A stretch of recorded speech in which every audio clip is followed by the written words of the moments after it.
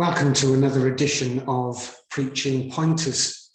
And in this video, I'd like to revisit the subject of preaching and technology and think a little bit about the use of PowerPoint or some other program that you might display some slides with in order to enhance your message. And so I want to think about some of the pros of doing that, some of the cons of doing that, and also some of the practicalities if you do choose to use PowerPoint or something similar.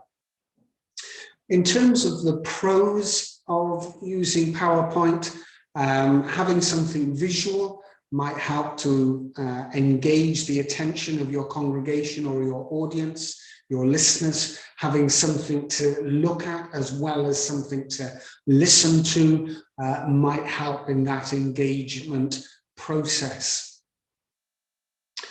Also, it might help, especially, for example, if you're preaching on a part of the Bible which is very historical, and perhaps there are lots of towns and cities mentioned or locations mentioned, using PowerPoint, for example, to put up a map that lets people see where these places are, or perhaps using PowerPoint to present some photos of locations or cities might just help your audience to visualize what and imagine what you're trying to communicate as you perhaps set the scene of the passage that you're looking at.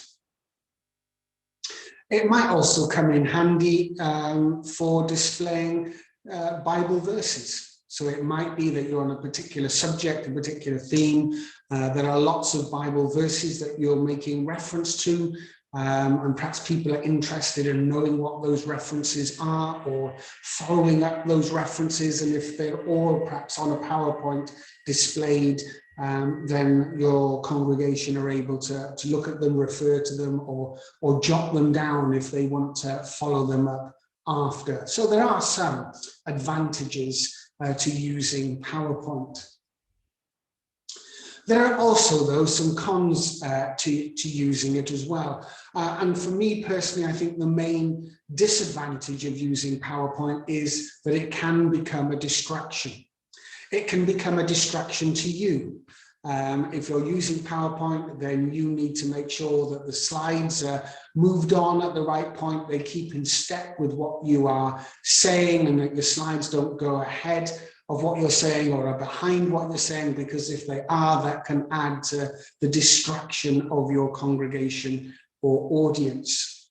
They can also be a distraction for you as the preacher, because you're trying to engage with your congregation, you're trying to engage with your audience, but your audience are not looking at you or engaging with you. They're looking at a screen and engaging with a screen. So that can be off-putting for you and a distraction for you as you're seeking to preach to people who are actually don't appear to be listening to you because they're looking at a screen. And then another cause of distraction can be if the technology isn't working. So if the slides that you're showing don't move on when they're supposed to, or the technology doesn't work in some way or goes down, then that can be just a general distraction for everybody, both you and the congregation, and perhaps any impact that you have made, anything that you've been trying to communicate through your message to that point might be lost because of this distraction that then arises as a result of the technology not working. So in the light of those pros and cons, if you do choose to use PowerPoint, then there are some practicalities which you need to think about. First practicality is, does the church or location where you're preaching, speaking, have the required equipment? Do they have a screen? Do they have a projector? If they don't have a screen and have a projector, are you able to provide one? Are you able to bring one? If you are, do you know how to use that equipment so that you can set it up quickly? And so that in itself will not become a distraction as you seek to prepare to lead the service or preach in the service. And it's not just about the equipment either. It may be that a church or location that you're going to preach and speak at has the equipment, but it might potentially be that it has to be, your PowerPoint slides need to be loaded onto the computer that operates it all, perhaps at the back of the church or in the conference centre. And then you can come up against other issues about compatibility of software. Does the program that you're using, is it loaded onto the computer of the church or the conference centre or whatever that you might be preaching stroke speaking at? So it could be a question of equipment, it could be a question of the software as well. And another question is, who's going to move the slides on? If you're in control of the slides, that might be fine. You know when they need to be moved on, assuming you don't forget. You know when they need to be moved on, and you might be able to do that and control that. If your PowerPoint slide is loaded onto a computer or a laptop at the church or the location where you're speaking, and it's going to be operated by someone else, then you will need to arrange with that person some sort of signal that will indicate to you, indicate to them when you want the slides being moved on.